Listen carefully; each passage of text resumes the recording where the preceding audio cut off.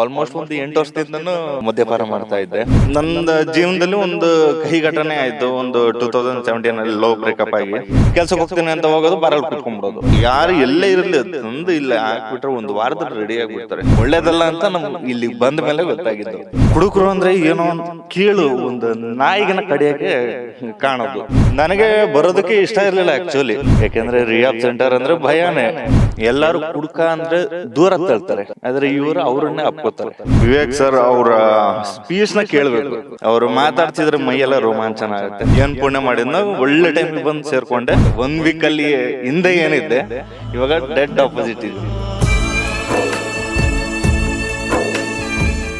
ನಮಸ್ಕಾರ ವೀಕ್ಷಕರೇ, ನಾವಿಂದು ಧರ್ಮಸ್ಥಳ ಮಂಜುನಾಥೇಶ್ವರ ವ್ಯಸನ ಮುಕ್ತ ಹಾಗೇನೆ ಸಂಶೋಧನಾ ಕೇಂದ್ರದಲ್ಲಿದ್ದೀವಿ. ಈ ಒಂದು ಸಂಶೋಧನಾ ಕೇಂದ್ರದಲ್ಲಿ ಕಳೆದ 6-7 ದಿನಗಳಿಂದಲೂ ಕೂಡ ಮದ್ಯಪಾನ ಹಾಗೆಯೇ ಈ ಒಂದು ಚಟದಿಂದ ಬಳಲ್ತಾ ಇರುವವರಿಗೆ ಶಿಬಿರವನ್ನು ಮಾಡ್ತಾ ಇದ್ದಾರೆ. ಈ ಒಂದು ಶಿಬಿರ ಸಾಕಷ್ಟು ವರ್ಷಗಳಿಂದ ನಡೀತಾ ಇದೆ. ಸೊ ಈ ಬಾರಿಯೂ ಕೂಡ ನಡೀತಾ ಇರುವಂಥದ್ದು. ಸದ್ಯಕ್ಕೆ ನನ್ನ ಜೊತೆಗೆ ಶಿಬಿರಾರ್ಥಿ ಇದ್ದಾರೆ. ಸೊ ಅವರ ಒಂದು ಚಟ ಏನಿತ್ತು, ಸೊ ಏನೆಲ್ಲ ಕಲ್ತ್ಕೊಂಡ್ರು ಅವರು ಈ ಶಿಬಿರದಿಂದ, ಅದನ್ನೆಲ್ಲ ಕೂಡ ಕೇಳ್ತಾ ಹೋಗೋಣ.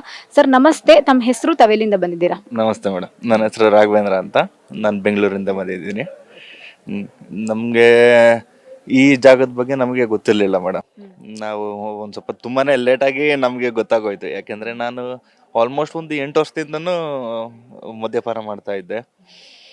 ಹಾಗಾಗಿ ಮನೇಲಿ ತುಂಬಾ ತೊಂದರೆ. ಇದು ಒಳ್ಳೇದಲ್ಲ, ಇದು ಹ್ಯಾಬಿಟ್, ಇದು ಒಳ್ಳೇದಲ್ಲ ಅಂತ ನಮ್ಗೆ ಇಲ್ಲಿ ಬಂದ ಮೇಲೆ ಗೊತ್ತಾಗಿದ್ದು.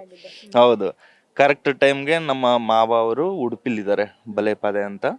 ಅವರು ನಮ್ಮ ತಾಯಿಯವ್ರಿಗೆ ಫೋನ್ ಮಾಡಿ, ನೋಡಮ್ಮ ಹೀಗಾದ್ರೆ ಆಗೋದಿಲ್ಲ, ಕಳ್ಸೋ ಅವನನ್ನ ಇಲ್ಲಿ, ಅವನಿಗೆಲ್ಲ ಕರೆಕ್ಟಾಗಿ ಒಬ್ಬ ಮನುಷ್ಯನಾಗಿ ವಾಪಸ್ ಬರ್ತಾನೆ, ಕಳ್ಸೋ ಅವನ್ನ ಇವತ್ತೆ ಅಂತ.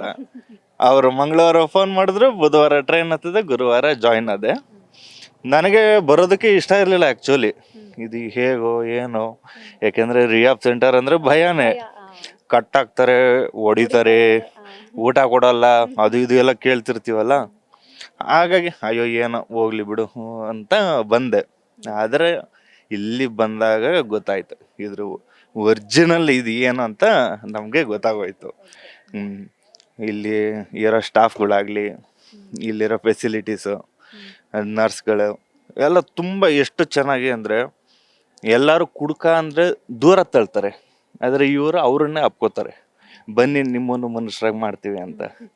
ಅದು ಅದು ಅದು ಮಂಜುನಾಥೇಶ್ವರನ ಕೃಪೆ. ಅದು ಇಲ್ಲಿ ಬಂದ್ವಿ. ಇಲ್ಲಿ ನಮಗೆ time to time vitamin tablets, ಕೈ ವೈಬ್ರೇಷನ್ ಎಲ್ಲ ಬರುತ್ತಲ್ಲ, ಅದಕ್ಕೆಲ್ಲ ಟ್ಯಾಬ್ಲೆಟ್ಸು ಎಲ್ಲ ಟೈಮ್ ಊಟದ ವ್ಯವಸ್ಥೆ, ಮಲಗೋ ವ್ಯವಸ್ಥೆ ಇರೋದು ತುಂಬ ಅಂದರೆ ತುಂಬ.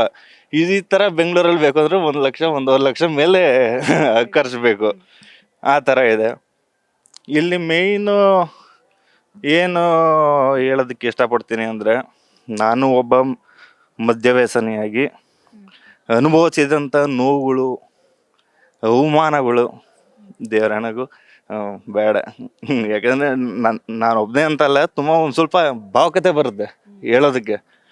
ಕುಡುಕರು ಅಂದರೆ ಏನೋ ಒಂದು ಕೀಳು, ಒಂದು ನಾಯಿಗಿನ ಕಡಿಯೋಕ್ಕೆ ಕಾಣೋದು. ಇವಾಗ ಒಂದು ಮದುವೆ ಆಗಲಿ, ಫಂಕ್ಷನ್ ಆಗಲಿ, ಎಲ್ಲ ಹೋದ್ರು ಸಾರಿ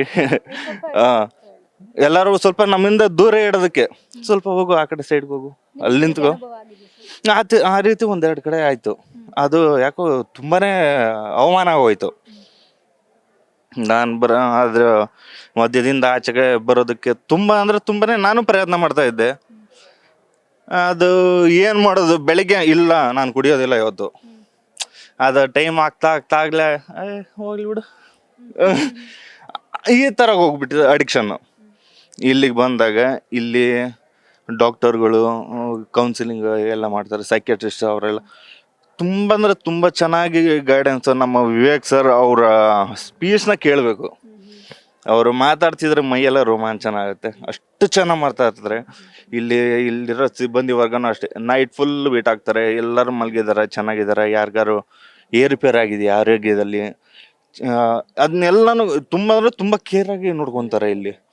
ಅದು ಮೇನ್. ನೀವು ಎಷ್ಟು ಇದನ್ನು ಮಾಡಿದ್ರು ಈ ಥರ ಜಾಗ, ಈ ಸುತ್ತಮುತ್ತ ಸರೌಂಡಿಂಗ್ ಪ್ರಕೃತಿನೂ ಹಾಗೆ ಇದೆ, ದೇವ್ರನ್ನೆಲ್ಲ ಅದೇನೋ ನಾನು ಏನು ಪುಣ್ಯ ಮಾಡಿದ್ನೋ ಒಳ್ಳೆ ಟೈಮಿಗೆ ಬಂದು ಸೇರಿಕೊಂಡೆ. ಅಲ್ಲಿಗೂ ಇಲ್ಲಿಗೂ ಇವಾಗ ಒಂದು ವಾರದಲ್ಲಿ ಆಲ್ಮೋಸ್ಟ್ 99% ಚೇಂಜ್ ಆಗೋದು. 1 ವೀಕಲ್ಲಿ ಹಿಂದೆ ಏನಿದ್ದೆ ಇವಾಗ ಡೆಡ್ ಆಪೋಸಿಟ್ ಇದ್ದೀನಿ. ಇವಾಗ ಇನ್ಮೇಲಿಂದ ಬಾಟ್ಲಿಗೆ ಕೈ ಹಾಕೋದಿಲ್ಲ ಅಂತ ನಾನು ಆತ್ಮಸಾಕ್ಷಿಯಾಗಿ ನಾನು ದೃಢ ಸಂಕಲ್ಪ ಮಾಡ್ಕೊಂಡ್ಬಿಟ್ಟಿದ್ದೀನಿ. ಹೌದು ಮೇಡಮ್. ಓಕೆ, ನೀವು ಏನು ವರ್ಕ್ ಮಾಡೋದು ಮತ್ತೆ ಯಾವ ಬ್ರ್ಯಾಂಡ್ ಕುಡಿತಾ ಇದ್ರಿ, ದಿನಕ್ಕೆ ಎಷ್ಟು ಕುಡಿತಾ ಇದ್ರಿ? ಮೇಡಮ್ ನಾನು ಮುಂಚೆ ನೆಕ್ಸಾ ಕಾರ್ ಕಂಪನಿಯಲ್ಲಿ ರೆಪ್ರೆಸೆಂಟೇಟಿವ್ ಕೆಲಸ ಮಾಡ್ತಾ ಇದ್ದೆ. ಈ ಮದ್ಯದಿಂದನೇ ಕೆಲಸನೂ ಕಳ್ಕೊಂಡೆ ನಾನು. ಯಾಕೆಂದ್ರೆ ಬೆಳಿಗ್ಗೆ ಕುಡ್ದೋಗೋದು, ಅಲ್ಲಿ ಕಸ್ಟಮರ್ ಜೊತೆ ಎಲ್ಲ ಮಾತಾಡೋದು ಎಲ್ಲ ಅದಾಯ್ತು. ಮತ್ತೆ ಆಮೇಲೆ ಇನ್ನೊಂದು ರಿಯಲ್ ಎಸ್ಟೇಟ್ ಕಂಪನಿಲಿ ಅಲ್ಲೂ ಕೂಡ ಅದೇ ಭಾರಿ ಇದೇ ಆಗೋಯ್ತು. ಹಾಗಾಗಿ ಜಾಬ್ ಸೆಟಲ್ ಇದಿಲ್ಲ, ಒಂಥರ ಟೆನ್ಷನ್, ಒಂಥರ ಭಯ, ಮುಂದೆ ಹೇಗೆ ಏನು ಎತ್ತ. ಅದು ದಿನಕ್ಕೆ ಮುಂಚೆ 1-1.5 ಇದ್ದಿದ್ದು ಹೋಗ್ತಾ ಹೋಗ್ತಾ 2-2.5 3ವರೆಗೂ ಆಗೋಯ್ತು ಟೆನ್ಷನ್ಗೆ ಅಂತ. ಅದು ನನ್ನ ಆರೋಗ್ಯದ ಮೇಲೂ ಒಂದು ಸ್ವಲ್ಪ ಪರಿಣಾಮ ಬೀರೋದಕ್ಕೆ ಸ್ಟಾರ್ಟ್ ಆಯಿತು. ಉಸಿರಾಟದ ಒಂದು ಸ್ವಲ್ಪ ತೊಂದರೆ ಆಗೋದು, ಒಂದು ಸ್ವಲ್ಪ ಫುಲ್ ವೈಬ್ರೇಷನ್ ಬರೋದು, ಕೋಪ, ಮನೆಗೆ ಬಂದರೆ ಏನೋ ಒಂಥರ ಕಿರಿಕಿರಿ. ಮನೆಗೆ ಹೋಗ್ತಾ ಇರಲಿಲ್ಲ. ವಾರ 15 ದಿನ ಗಟ್ಟಲೆ ನಾನು ಮನೆಗೆ ಹೋಗ್ತಾ ಇರಲಿಲ್ಲ. ಆಚೆ ಕಡೆ ಸುಮ್ಮನೆ ಎಲ್ಲೋ ಯಾರೋ ಫ್ರೆಂಡ್ ಜೊತೆ ಎಲ್ಲೋ ವಾರಗಟ್ಟಲೆ ಇರ್ತಿದ್ದು. ಹೀಗಾಗಿ ಮನೇಲೂ ನೆಮ್ಮದಿ ಇರಲಿಲ್ಲ.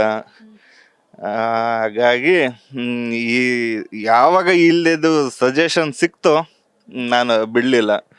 ಆಯಿತು ಸರಿ ನೋಡ್ಬಿಡೋಣ ಇದನ್ನು ಒಂದು ಅಂತ ಅಂದು ಧೈರ್ಯ ಮಾಡಿ ಬಂದೆ.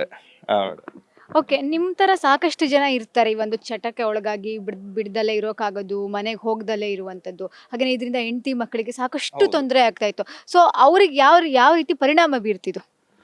ಮೇಡಮ್ ಇದು ಎಷ್ಟು ಕೆಟ್ಟ ಪರಿಣಾಮ ಬೀಳುತ್ತೆ ಅಂದರೆ, ಇವಾಗ ಒಬ್ಬ ಹೆಣ್ಮಗಳು ಗಂಡನ ನಂಬ್ಕೊಂಡು ತನ್ನ ಎಲ್ಲನೂ ಬಿಟ್ಟು ಬಂದಿರ್ತಾಳೆ.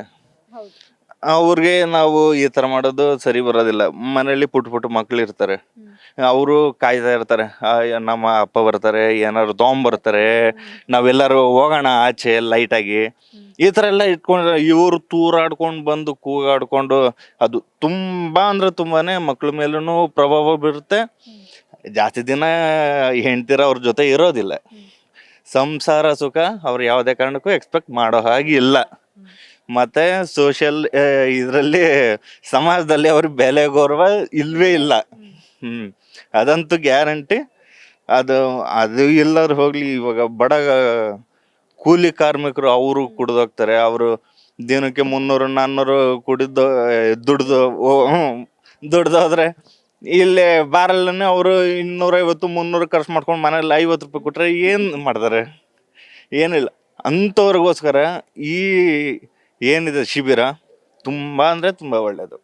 ಹೌದು ಸರ್, ಇವಾಗ ಎಲ್ಲಾದ್ರೂ ಹೋಗಿರ್ತೀರಾ ಅಥವಾ ಅದು ಫಂಕ್ಷನ್ ಹೋಗಿರ್ತೀರಾ, ಚೀತು ಕುಡ್ಕ ಇವನು ಅನ್ನೋದು, ಅದೆಲ್ಲ ಯಾವ ರೀತಿ ನಿಮ್ಮ ಮನಸ್ಸಿನ ಮೇಲೆ ಪರಿಣಾಮ ಬೀರ್ತು? ಹೌದು ಮೇಡಮ್. ಯಾಕೆಂದರೆ ನಾನು ಮುಂಚೆ ಈ ಥರ ಇರಲಿಲ್ಲ. ನಾನು ನನ್ನ ಜೀವನದಲ್ಲಿ ಒಂದು ಕಹಿ ಘಟನೆ ಆಯಿತು. ಒಂದು 2017 ಲವ್ ಬ್ರೇಕಪ್ ಆಗಿ, ಆವಾಗ ಒಂದು ಸ್ವಲ್ಪ ಅದಕ್ಕಿಂತ ಮುಂಚೆ ಲೈಟಾಗಿ ಅಂದರೆ ಮಂತ್ಲಿ ಒನ್ಸ್ ಅಥವಾ ಯಾವಾಗ ಗ್ಯಾದರಿಂಗ್ಸಲ್ಲಿ ನಾನು ಸ್ವಲ್ಪ ಲೈಟಾಗಿ ಇದು ಮಾಡ್ತಿದ್ದು. ಯಾವಾಗ ಈ ಥರ ಆಯಿತು ಅದು ಹಾಗೆ ರೆಗ್ಯುಲರ್ ಆಗಿ ಸ್ಟಾರ್ಟ್ ಆಯಿತು. ಸ್ಟಾರ್ಟ್ ಆಗ್ತಿದ್ದು ಯಾರಿಗೂ ಗೊತ್ತಿರಲಿಲ್ಲ. ಯಾಕಂದರೆ ನಾನು ಊರಿಗೆ ಜಾಸ್ತಿ ಹೋಗ್ತಾ ಇರಲಿಲ್ಲ, ಏನಿಲ್ಲ. ನನ್ನ ಪಾಡಿಗೆ ನಾನು ಮನೇಲಿ ಕೂಡ ಗೊತ್ತಿರಲಿಲ್ಲ. ಕೆಲ್ಸಕ್ಕೆ ಹೋಗ್ತೀನಿ ಅಂತ ಹೋಗೋದು, ಬರಲ್ಲಿ ಕೂತ್ಕೊಂಡ್ಬಿಡೋದು. ತಿರ್ಗಾ ನೈಟ್ ಬರೋದು, ಎಲ್ಲ ಇಳಿಸ್ಕೊಂಡು ಒಂದು ಸ್ವಲ್ಪ ಬಾಯಿಗೆ ಚೂಯಿಂಗ್ ಗಮ್ ಅಥವಾ ಏನಾರು ಹಾಕ್ಕೊಂಡು ಮನೆಗೆ ಹೋಗೋದು, ಊಟ ಮಾಡ್ಕೊಂಡು ಮಲಗೋದು. ಈಗ ಆಯಿತು, ಸಂಬಳ ಕೊಡ್ಬೇಕಲ್ಲ, ಸ್ಯಾಲ್ರಿ ಇಲ್ಲಿಂದ ಬರುತ್ತೆ. ನಮ್ಗೆ ಇಲ್ಲಿ ಕುಡಿಯೋಕ್ಕೂ ದುಡ್ಡು ಬೇಕು, ಮತ್ತು ಮನೆ ಕೊಡೋಕ್ಕೂ ದುಡ್ಡು ಬೇಕು. ಅವಾಗ ಏನು ಮಾಡೋದು? ಸಾಲ ಜಾಸ್ತಿ ಆಯಿತು. ಅವಾಗ ಮನೇಲಿ ಗೊತ್ತಾಯಿತು. ಅವಾಗ ಗೊತ್ತಾಯಿತು. ಅಷ್ಟೊತ್ತಿಗೆ ಆಗಲೇ ಚಟ ಜಾಸ್ತಿ ಆಗಿತ್ತು. ಒಂದು ಸ್ವಲ್ಪ ತೋಟದ ಕೆಲಸ ಇದೆ ಅಂತ ಊರಲ್ಲಿ ಓಡಾಡೋದು, ಅಲ್ಲಿ ಊರವ್ರಿಗೆಲ್ಲ ಗೊತ್ತಾಯ್ತು, ಅಣ್ಣ ಒಳ್ಳೆ ಚಂದ ಕುಡಿತಾನೆ ಅಂತ. ಅವಾಗ್ಲಿಂದ ಸ್ವಲ್ಪ ಜನ, ಯಾಕೆಂದರೆ ನಮ್ಮ ಫ್ಯಾಮಿಲಿ ಯಾರು ಕುಡಿಯೋದಿಲ್ಲ. ನಾನು ಮತ್ತೆ ಇನ್ನೊಂದಿಬ್ರು ಇದ್ದಾರೆ, ಅವರು ಅವರು ಹಾಗೇನೆ ಅವ್ರನ್ನು ಕರ್ಕೊಂಬಂದು ಹಾಕ್ತೀನಿ ಈಗ ಇಲ್ಲಿ.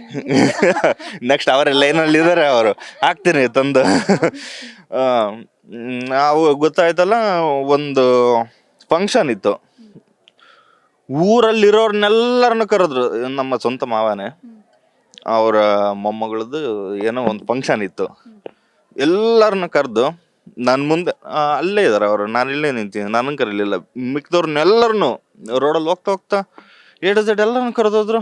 ನನಗೆ ಬೇರೆಯವರಿಂದ ಗೊತ್ತಾಯ್ತು, ಆಮೇಲೆ ಆ ಥರ ಹೇಳಿಲ್ಲ. ಇಲ್ಲ ಆಮೇಲಿಂದ ಗೊತ್ತಾಯ್ತು, ನೀನು ಬಿಡು, ನೀನು ಬಂದು ಅಲ್ಲಿ ಇದನ್ನ ಮಾಡಿದ್ರೆ ಹಂಗೆ ಹಿಂಗೆ ಅಂತ ಅಂದ್ಬಿಟ್ರು. ನನಗೆ ಅವಾಗ ಚಪ್ಪಲಿ ಹೊಡೆದಂಗಾಯ್ತು. ಅದೇ ಮೇಡಮ್, ಅದು ತುಂಬ ಎಫೆಕ್ಟ್ ಆಗ್ಬಿಡ್ತು ನನಗೆ. ಅವಾಗಲಿಂದ ಏನಾರು ಮಾಡಿಬಿಡ್ಬೇಕು ಇದನ್ನ, ಇದು ಒಳ್ಳೇದಲ್ಲ ಇದು. ಈ ಕಡೆ ಆರೋಗ್ಯನೂ ಹಾಳು, ಈ ಕಡೆ ದುಡ್ಡು ಹಾಳು, ಈ ಕಡೆ ನಾವೇನು ಸಾಧನೆ ಮಾಡೋದಕ್ಕೆ ಆಗೋದಿಲ್ಲ. ಏನು ಸಾಧನೆ ಮಾಡಿದ್ರೆ ಹೋಗೋದು, ಬಾರಲ್ಲಿ ಕೂತ್ಕೊಳ್ಳೋದು, ಕುಡಿಯೋದು, ಎದ್ದು ಬರೋದು, ಇಷ್ಟೇ ಆಗ್ಬಿಡುತ್ತೆ. ಅಂಥವ್ರು ದಯವಿಟ್ಟು ಯಾರು ಎಲ್ಲೇ ಇರಲಿ ತಂದು ಇಲ್ಲ ಹಾಕ್ಬಿಟ್ರೆ ಒಂದು ವಾರದಲ್ಲಿ ರೆಡಿ ಆಗಿಬಿಡ್ತಾರೆ. ಯಾಕಂದರೆ ಅಷ್ಟು ಮೋಟಿವೇಶ್ನಲ್ ಸ್ಪೀಚಸ್ ಆಗಲಿ, ಇಲ್ಲಿರೋ ವಾತಾವರಣ, ಇಲ್ಲಿರೋ ಪ್ರಕೃತಿ, ದೇವರಾಣೆಗೂ ಇದು ತುಂಬಾನೇ ಪ್ರಭಾವ ಬೀರುತ್ತೆ. ಇದು ನಿಜವಾಗ್ಲೂ ನನಗೆ ಗೊತ್ತಿಲ್ಲ, ನಾನು ಇಷ್ಟು ದಿನ ಹಿಂಗೆ ಇರ್ತೀನಿ ಅಂತ ನನಗೆ 0 ಕಾನ್ಫಿಡೆನ್ಸ್ ಇತ್ತು. ಇವಾಗ ನಾನು 100% ಕಾನ್ಫಿಡೆನ್ಸ್ ಅಲ್ಲಿ ಇದ್ದೀನಿ. ಈ ಶಿಬಿರದಿಂದ ನೀವೇನ್ ಕಲ್ತ್ಕೊಂಡ್ರಿ, ಯಾರನ್ನ ಪರಿಚಯ ಮಾಡ್ಕೊಂಡ್ರಿ, ಏನ್ ಆಕ್ಟಿವಿಟೀಸ್ ಮಾಡಿದ್ರಿ, ಒಂದು ಡೇನ ಹೇಗ್ ಕಳೀತಾ ಇದ್ರಿ? ಮೇಡಮ್, ದಿನ ಬೆಳಗ್ಗೆ 5 ಗಂಟೆಗೆ ಎದ್ದು ನಾವು ಸ್ನಾನ ಮಾಡಿಕೊಂಡು ಹೋಗಿ ಯೋಗಾಸನ ಪ್ರಾಣಾಯಾಮ ಎಲ್ಲ ಮುಗಿಸಿ ಕಷಾಯ ಕುಡ್ಕೊಂಡು ಮತ್ತೆ ಒಂದು ಸ್ವಲ್ಪ ಹೊತ್ತು, ಒಂದು 5-10 ನಿಮಿಷ ರೆಸ್ಟ್ ಮಾಡಿ ಟಿಫಿನ್ ಆದಮೇಲೆ ಮತ್ತೆ ಇಲ್ಲಿ ಸರ್ಗಳು ಬರೋರು, ವಿವೇಕ್ ಸರ್ ಮತ್ತು ನಮ್ಮ ಕುಮಾರ್ ಸರ್ ಅವರು, ಮಧು ಸರ್ ಅವರೆಲ್ಲರು ಅವರು ಎಷ್ಟು ಚೆನ್ನಾಗಿ ಎಲ್ಲ ನಿಜ ಘಟನೆಗಳ ಬಗ್ಗೆನೇ ಎಲ್ಲ ಹೇಳೋರು. ಯಾರ್ಯಾರ್ದು ಏನೇನಾಗಿತ್ತು ಇಲ್ಲಿ ಬಂದು ಸೇರಿ ಹುಷಾರಾಗಿರೋರು ತಹಶೀಲ್ದಾರ್ ಆಗಿದ್ದಾರಂತೆ ಮಂಗಳೂರಲ್ಲಿ. ಅವ್ರ ಕಥೆಗಳು ಎಲ್ಲ ತುಂಬ ಇನ್ಸ್ಪಿರೇಷನಲ್ ಸ್ಪೀಚಸ್ ಮಾತ್ರ ತುಂಬ ಚೆನ್ನಾಗಿ. ಅದನ್ನೇ ಮೇನ್. ಮತ್ತೆ ಸೆಂಟಿಮೆಂಟಲ್ ಅಂದರೆ ಆಗಿರೋರು ಇಲ್ಲಿ ಹೋಗಿ ಮತ್ತೆ ಬಿಡ್ದರೆ ಸ್ಟಾರ್ಟ್ ಮಾಡಿ ಅವ್ರು ಹೇಗೆ ದಾರುಣವಾಗಿ ಸತ್ತೋದ್ರು, ಅದ್ರದ್ದು A to Z ಎಲ್ಲ ಹೇಳಿ ಒಂಥರ ನಮ್ಗೇನು ಅಯ್ಯೋ ಈ ಥರ ಎಲ್ಲ ಆಗುತ್ತಾ, ಅದೊಂದು ಸೈಕಲಾಜಿಕಲ್ ಆಗಿ ಇಂಪ್ಯಾಕ್ಟ್ ಮಾಡುತ್ತೆ ಅದು ಅವರು ಸ್ಪೀಚ್ ಮಾಡೋದು. ಅದೇನೇ ನಮಗೆ ಆಲ್ಮೋಸ್ಟ್ 80% ಮೋಟಿವೇಶನ್ ಕೊಟ್ಬಿಡುತ್ತೆ. ಬೇಡ ಇದ್ರ ಸವಸ ಬೇಡ, ಬಿಟ್ಬಿಡೋಣ ಅಂತ. ಅದ್ರ ಜೊತೆ ಸ್ವಲ್ಪ ವಿಟಮಿನ್ ಟ್ಯಾಬ್ಲೆಟ್ಸ್ ಕೊಡ್ತಾರೆ. ಯಾಕೆ ವೈಬ್ರೇಷನ್ ಬರುತ್ತಲ್ಲ, ಅದಕ್ಕೆ ಒಂದು ಟ್ಯಾಬ್ಲೆಟ್ ಕೊಡ್ತಾರೆ. ಕುಡ್ತಕ್ಕೇನ ಟ್ಯಾಬ್ಲೆಟ್ ಮೆಡಿಸಿನ್ ಏನು ಇಲ್ಲ ಅಂತ. ಏನು ಟ್ಯಾಬ್ಲೆಟ್ ಮೆಡಿಸಿನ್ ಅಂದ್ರೆ ಮನಸ್ಸು ಆತ್ಮ ಅಷ್ಟೇ. ಅದು ನಾವು ಡಿಸಿಷನ್ ಮೇಲೆ ನಿಲ್ಲೋದದು. ನಾವು ಇಲ್ಲಿ ಎಲ್ಲ ಇದನ್ನ ಮಾಡ್ಕೊಂಡು ಮತ್ತೆ ಇವಾಗ ಅಲ್ಲಿ ಬಾಟ್ಲಿ ಇಡ್ತೀವಿ ಅಂದ್ರೆ ಅವ್ರಿಗೆ ಏನು ಮಾಡೋದಕ್ಕಾಗೋದಿಲ್ಲ. ಅವ್ರಿಗೆ ಒಂದು ದೃಢ ನಿರ್ಧಾರ ಬೇಕು. ದೃಢ ನಿರ್ಧಾರ ಮಾಡ್ಕೊಂಡು ನಾನು ಬಿಡಬೇಕು. ಅವ್ರು ಬಿಟ್ರೆ ಮಾತ್ರ ನಿಜವಾಗ್ಲೂ ಏನಾರ ಒಂದು ಸಾಧನೆ ಮಾಡ್ತೀವಿ. ಅದೇ ಮೇಡಮ್, ನನಗೂ ಒಂದು ಕಾನ್ಫಿಡೆನ್ಸ್ ಬಂದಿದೆ, ಇನ್ನೊಂದು ವರ್ಷದಲ್ಲಿ ನಾನು ಏನಾದ್ರು ಒಂದು ಸಾಧನೆ ಮಾಡ್ತೀನಿ ಅಂತ. ಓಕೆ ಸರ್, ಇವಾಗ ನೀವು ಹೇಳಿದ್ರಿ ನಾನು ಏನೋ ಒಂದು ಸಾಧನೆ ಮಾಡ್ತೀನಿ ಅಂತ. ಕೊನೆಯದಾಗಿ ಈ ಸದ್ಯಕ್ಕೆ ನೋಡ್ತಾ ಇರ್ಬೋದು, ಈ ಧರ್ಮಸ್ಥಳದ ಬಗ್ಗೆ ಒಂದಷ್ಟು ಅಪಪ್ರಚಾರ ಮಾಡುವಂತಹ ಕೆಲಸ ಆಯಿತು. ಅದರ ಮಧ್ಯದಲ್ಲೇ ಈ ಒಂದು ಶಿಬಿರಕ್ಕೆ ನೀವು ಜಾಯಿನ್ ಆಗ್ತೀರಾ, ಇಲ್ಲಿ ಸೇರ್ಕೊಳ್ತೀರಾ, ಇಲ್ಲಿ ಸಾಕಷ್ಟು ಕಲಿತೀರಾ ಈ ಒಂದು 6-7 ದಿನದಲ್ಲಿ. ಸೊ ಏನು ಹೇಳಕ್ಕೆ ಇಷ್ಟಪಡ್ತೀರಾ ವೀರೇಂದ್ರ ಹೆಗಡೆ ಅವ್ರ ಬಗ್ಗೆ? ಮೇಡಮ್, ಅವ್ರ ಬಗ್ಗೆ ಮಾತಾಡೋದು ಅಷ್ಟು ದೊಡ್ಡವರಲ್ಲ, ಆದ್ರೂ ಹೇಳ್ತೀವಿ. ಅವ್ರದ್ದು ಮುಖ್ಯವಾದ ಇಂಟೆನ್ಷನ್ ಇದನ್ನ ಸ್ಟಾರ್ಟ್ ಮಾಡಿದ್ರೆ, SDMD ಅಡಿಕ್ಷನ್ ಸೆಂಟರ್ ಓಪನ್ ಮಾಡಿರೋದಂದ್ರೆ ಇಲ್ಲಿ ಸುತ್ತಮುತ್ತ ಇರೋ ಬಡವ್ರಿಗೆ ಅಥವಾ ಎಲ್ಲರೂ ಸಮಾಜದಿಂದ ದೂರ ತಳ್ಳಿರೋ ಕುಡುಕರಿಗೆ ಒಂದು ಹೊಸ ಬಾಳ್ ಕೊಡಬೇಕು ಅಂತ. ಅವ್ರಿಗೊಂದು ಹೊಸ ಬಾಳ್ ಕೊಡಬೇಕು, ಒಂದು ಹೊಸ ಜೀವನ ಕೊಡಬೇಕು. ಅವರು ಒಬ್ಬ ಮನುಷ್ಯನಾಗಿ ಒಂದು 4 ಜನದ ಜೊತೆ ಬಾಳ್ಬೇಕು, ಅವರು ಒಳ್ಳೆ ಗೌರವ ಇಟ್ಕೊಂಡಿರ್ಬೇಕು. ಅದೊಂದೇ ಕಾರಣಕ್ಕೆ ಅವರು ಇದನ್ನ ಸ್ಟಾರ್ಟ್ ಮಾಡ್ಯಾರ. ಹಣಕ್ಕೆಲ್ಲ ಮಾಡೋ ಆಗಿದ್ದಿದ್ರೆ ಅವ್ರಿಗೆ ತುಂಬಾನೇ ಬೇರೆ ಏನೋ ಮಾಡ್ಬೋದಾಗಿತ್ತು. ಅವ್ರಿಗೆ ಮೇನ್ ಕಾನ್ಸಂಟ್ರೇಷನ್ ಮಾಡಿದ್ದೆ ಕುಡುಕರು. ಅವ್ರನ್ನ ಇವಾಗ ದೊಡ್ಡ ದೊಡ್ಡ ಮಠಗಳಿದ್ದಾವೆ, ತುಂಬಾ ಒಳ್ಳೆ ಶ್ರೀಮಂತ ಇವೆ ಮನೆತನಗಳು ಎಲ್ಲ ಅವರೆಲ್ಲರೂ ಕುಡುಕರನ್ನ ದೂರ ಇಟ್ಟಿದ್ದಾರೆ. ಇದೊಂದೇ ಜಾಗ ಮೇಡಮ್ ಕುಡುಕರನ್ನ ಹತ್ರ ಬಿಟ್ಕೊಂಡಿರೋದು. ಅವ್ರನ್ನ ಬನ್ನಿ ಬನ್ನಿ ನಿಮ್ಮನ್ನು ಮನುಷ್ಯರು ಮಾಡ್ತೀವಿ ಬನ್ನಿ ಅಂತ ಕರೆದು ಇದನ್ನ ಮಾಡಿದ್ದಾರೆ.